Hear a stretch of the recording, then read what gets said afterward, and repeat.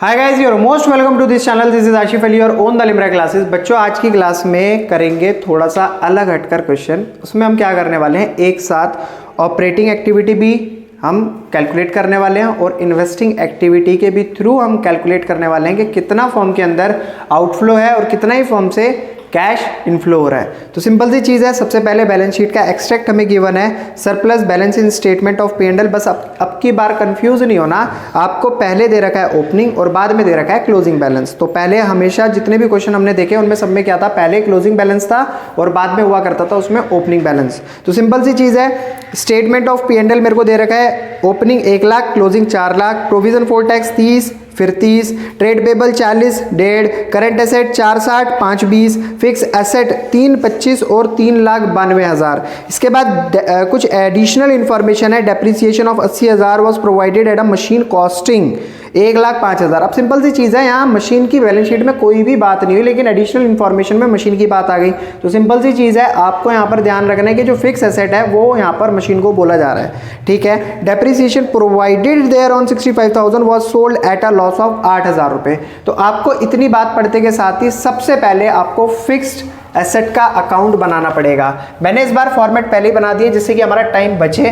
तो यहाँ पर मैं सिंपल ऊपर लिख देता हूँ फिक्स्ड एसेट, क्योंकि ये भी हमारा एसेट नेचर का अकाउंट है। तो इसमें हम डेबिट साइड ओपनिंग बैलेंस डालेंगे, टू बैलेंस ब्रॉट डाउन और बाई बैलेंस कैरिड डाउन।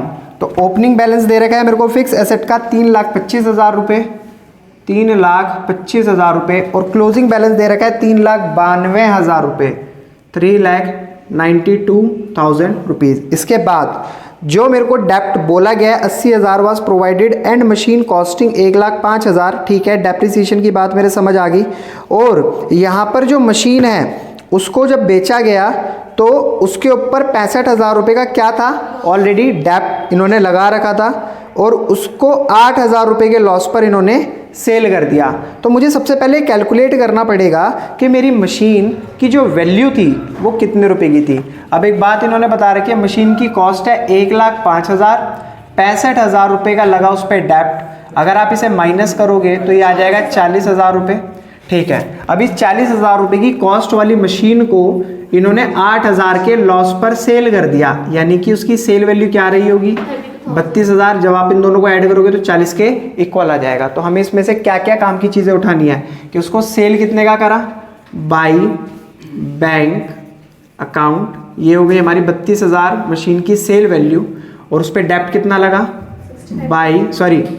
उस पर लॉस कितना हुआ, by statement of P&L account कितना 8,000, और जो उसके ऊपर डेप्ट इन्होंने बता रखा है वो बता रखा है पूरे साल का 80,000 रुपये बाई डेप्रिसिएशन अकाउंट 80,000 रुपये। इसके अलावा और कोई इन्फॉर्मेशन हमारे पास नहीं है। जब कोई और इन्फॉर्मेशन हमारे पास है ही नहीं तो मैं फटाफट से इनको टोटल करूंगा और सॉल्व करके लिख दूंगा। तो ये हो जाएगा 32 और 8 40 और 8 1,20,000, 1,20,000 में 3,92,000 को जब हम ऐड करेंगे तो आ जाएगा हमारा 2 9 2 11 हासिल 1 3 1 4 और 1 5, 5,12,000 रुपये। तो 5,12,000 यहाँ डालेंगे और 5,12,000 ही हमें यहाँ लिखना पड़ेगा। अब इसमें से कर देंगे 3,25,000 को माइनस, 3,25,000 को जब हम माइनस करेंगे 0 0, 12 में से 5 गया, 7 3 10 2 12 बचा 7, यहाँ 0 10 में से 2 गया 8, 4 में से 3 गया 1, 1,87,000, 1,87,000 रुपीज़। अब ये क्या है, ये एक तरीके का बैलेंस है और इसे हम यहाँ पर डालने वाले हैं टू बैंक अकाउंट के नाम से, क्योंकि ये फिक्स एसेट और परचेज करी गई है। सिंपल सी चीज़ है। अब इसे हम क्या करा करते थे, इन्वेस्टिंग एक्टिविटी में माइनस करा करते थे, इन्वेस्टिंग एक्टिविटी में माइनस करा करते थे, और इसे हम क्या करा करते थे, इन्वेस्टिंग एक्टिविटी में प्लस करा करते थे, इन्वेस्टिंग एक्टिविटी में प्लस करा करते थे। अब जो ये डेप्ट है ये क्या होता था, हमारा ऑपरेटिंग एक्टिविटी में ऐड हुआ करता था, ठीक है। और स्टेटमेंट ऑफ P&L ये भी हमारा क्या हुआ करता था, ऑपरेटिंग एक्टिविटी में ऐड हुआ करता था। चीज़ों को यहीं से लेकर चलोगे, इनको पॉइंट आउट करके चलोगे तो कभी भी क्वेश्चन में दिक्कत नहीं आने वाली। फिर उसके बाद नेक्स्ट जो एडिशनल इन्फॉर्मेशन में पॉइंट नंबर 2 है वो है हमारा tax paid during the year 30,000। तो इसका भी मुझे क्या करना पड़ेगा, एक लेजर अकाउंट बनाना पड़ेगा। किसके नाम से, प्रोविजन फॉर टैक्स के नाम से। कॉन्सेप्ट में मैंने आपको समझाया हुआ है। अब यहाँ पर क्या होता है, देखो क्रेडिट साइड हम डालते हैं इसका ओपनिंग बैलेंस, तो प्रोविजन फॉर टैक्स का ओपनिंग बैलेंस 30,000 और क्लोजिंग भी 30,000। तो मैं यहाँ लिखूँगा by balance brought down 30,000 rupees और to balance carried down 30,000 rupees. ठीक है, जब मैंने ओपनिंग और क्लोजिंग दोनों डाल दिया तो यहाँ पर जो बोला गया था एडिशनल इन्फॉर्मेशन में बोला था टैक्स पे करा गया है ड्यूरिंग द ईयर 30,000। तो जब टैक्स पे ही कर दिया तो हम उसे किस नाम से दिखाएंगे, टू बैंक और साइड में लिख देना टैक्स पेड, जिससे कि पता रहे कि 30,000 रुपये का टैक्स पे करा गया है। अब इसके अलावा और कोई इन्फॉर्मेशन क्वेश्चन के अंदर नहीं, एडिशनल इन्फॉर्मेशन दोनों को ऐड करेंगे। यहाँ जाएगा हमारा 60,000 रुपये, इसे यहाँ डाल देंगे 60,000 रुपये, बचेगा बैलेंस कितना 30,000 रुपये। तो इसे हम दिखाएंगे by statement of P and L. अब यहाँ लिख दूंगा मैं साइड में टैक्स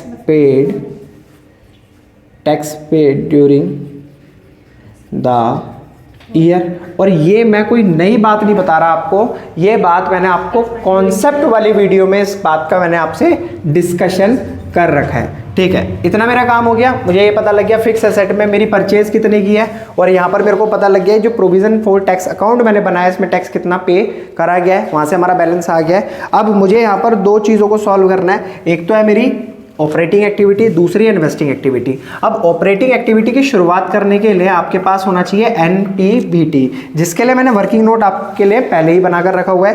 तो यहाँ पर प्रॉफिट फॉर द ईयर जो भी दे रखा है मेरे को, इन्होंने ओपनिंग बोला 1 लाख और क्लोजिंग है 4 लाख। तो मैंने आपको क्या सिखाया, क्लोजिंग माइनस ओपनिंग कर दो, तो 4 लाख माइनस 1 लाख ये हो जाएगा हमारा 3 लाख रुपए। ठीक है, उसके बाद इसमें ऐड क्या करना होता था, आपको याद होगा फॉर्मेट, इसमें जो भी हमारा टैक्स होता था उसे हम प्रोविजन फॉर टैक्स को ऐड करा करते थे।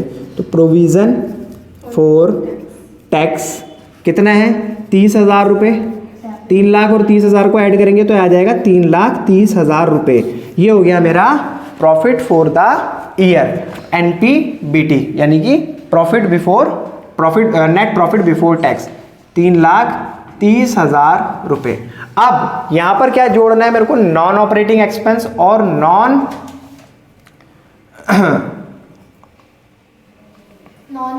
कैश एक्सपेंस, इनको जोड़ना है मेरे को। ठीक है, तो अब ये क्या होते हैं, सबसे पहला इसमें हमारा नॉन कैश एक्सपेंस क्या है, डेप्टी तो है 80,000 रुपये। तो इसे मैंने देखो यहाँ पर भी दिखा रखा है आपको। ऑपरेटिंग एक्टिविटी में क्या करना है आपको, इसको ऐड, तो मैं यहाँ पर लिख दूंगा डेप्रीसिएशन कितना है 80,000 रुपये। और इसके अलावा आप देखो जो लॉस होता है उसे भी हम क्या करते हैं, ऑपरेटिंग एक्टिविटी में ऐड करते हैं। तो मैं यहाँ पर लिख दूंगा by profit and loss, side में चाहे लॉस करके दिखा दो, कितना है 8,000 रुपये। दोनों को ऐड करेंगे कितना आ गया 88,000 रुपीज़। ठीक है, इसके अलावा फिर नॉन ऑपरेटिंग इनकम हमारी कुछ भी नहीं है। ठीक है, इन दोनों को ऐड करो, फटाफट से बताओ क्या आ रहा है। तो जब हम इसे ऐड कर देंगे तो ये आ जाएगा हमारा 4,18,000, जिसे हम क्या बोला करते थे शॉर्ट फॉर्म में OPBWCC, यानी कि operating profit before working capital changes. अब आपको इसमें भी कुछ काम करना होता था, ऐड करना होता था क्या, अगर करंट लायबिलिटी बढ़ रही है और करंट एसेट घट रही है तो उन कंडीशन को ऐड करना होता था। तो इसके लिए हमें आना पड़ेगा बैलेंस शीट के एक्सट्रैक्ट पर और नजर डालनी पड़ेगी इसमें क्या है मेरी current liability. Provision for tax 30,000 से ट्रेड पेबल, हाँ ये करंट लायबिलिटी का पार्ट है। तो क्या ये बढ़ रही है, बिल्कुल बढ़ रही है। पहले 40,000 थी, अब ये 1.5 लाख है। तो कितने रुपए से बढ़ गई, 1,10,000 रुपए से बढ़ गई। तो मैं यहाँ पर लिख देता हूँ ट्रेड पेबल कितने रुपए, 1,10,000 रुपए, ये ऐड करने वाला आइटम है। ठीक है, उसके बाद मैं और नीचे आता हूँ current asset inventory and trade receivable दे रखा है 4,60,000 पहले थे और 5,20,000 बाद में हो गए, यानी कि डिफरेंस जो आ रहा है मेरा यहाँ पर 80,000 रुपये का आ रहा है, नहीं 60,000 का आ रहा है। 60,000 रुपये का डिफरेंस आ रहा है। तो इसका मतलब मैं यहाँ पर क्या लिखूंगा, करंट एसेट तो नहीं लिख रहा मैं, ट्रेड रिसीवेबल लिख देता हूँ सीधा। ट्रेड रिसीवेबल कितने रुपए, 60,000 रुपये। और टैक्स कितना पे करा था, याद ही हो गया होगा आपको, 30,000 रुपये का टैक्स पे करा था। अब आप क्या करोगे इसके अंदर, 4,18,000 में पहले तो क्या करोगे, 1,10,000 को ऐड करोगे, 1,10,000 को ऐड करोगे, ऐड करने के बाद हो जाएगा ये 5,28,000 रुपये। और उसमें से 6,90,000 रुपये क्या कर दोगे, माइनस कर दोगे, 0 0 0 8 एज इट इज़, 12 में से 9 गया, 3 12 माइनस 9 3 9 10 11 12 4,38,000, ठीक है, 4,38,000 रुपीज़। तो ये क्या आ रहा है हमारा आंसर, पॉजिटिव आ रहा है नेगेटिव आ रहा है, ऑब्वियसली पॉजिटिव आ रहा है। और जब हमारा आंसर पॉजिटिव आता है तो हम क्या लिखते हैं, cash flow from operating activities. तो सिंपल क्वेश्चन था, कुछ भी मुश्किल नहीं था, बस आपको कॉन्सेप्ट अच्छे से अगर दिमाग में बैठा हुआ है ना तो क्वेश्चन करने से कोई भी नहीं रोक सकता। बहुत इजी क्वेश्चन है, ज़्यादा मुश्किल नहीं है। बस सारा काम हमारा जो मुश्किल था वो हमने कर लिया। अब छोटा सा काम हमारा रह गया इन्वेस्टिंग एक्टिविटी का। ये तो हलवा क्वेश्चन है बिल्कुल। इसमें हमें देखना ही क्या होता है, उन चीज़ों को ऐड कर दो जो हमने सेल करी हैं और उन चीज़ों को लेस कर दो जो हमने परचेज करी है, जिनकी वजह से हमारी जेब से पैसा गया है। तो हमारी जेब से पैसा कहाँ गया है भाई, देखो ये परचेज करी थी हमने फिक्स एसेट, और सेल कहाँ करी थी, ये सेल करी थी। तो मैं यहाँ पर लिख देता हूँ सेल ऑफ फिक्स्ड एसेट। कितने रुपए की सेल हुई थी, 32,000 रुपए की।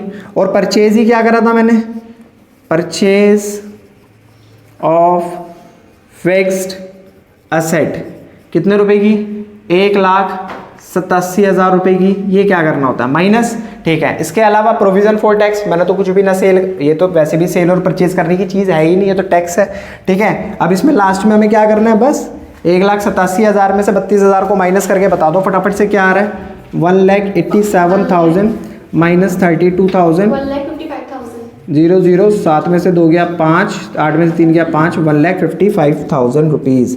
और ये आ रहा है हमारा नेगेटिव। तो इसके लिए हम क्या लिखेंगे यहाँ पर, कैश फ्लो बोलो यूज्ड इन इन्वेस्टिंग एक्टिविटीज़। और ये था हमारा सिंपल सा क्वेश्चन जो कि हमने बहुत आसानी से सॉल्व कर लिया है। अगर आपको वीडियो वाकई पसंद आई है तो प्लीज़ वीडियो को लाइक कमेंट शेयर ज़रूर कीजिएगा। फिर मिलेंगे आपसे अगली वीडियो में नए क्वेश्चन के साथ, तब तक के लिए टाटा एंड बाय बाय।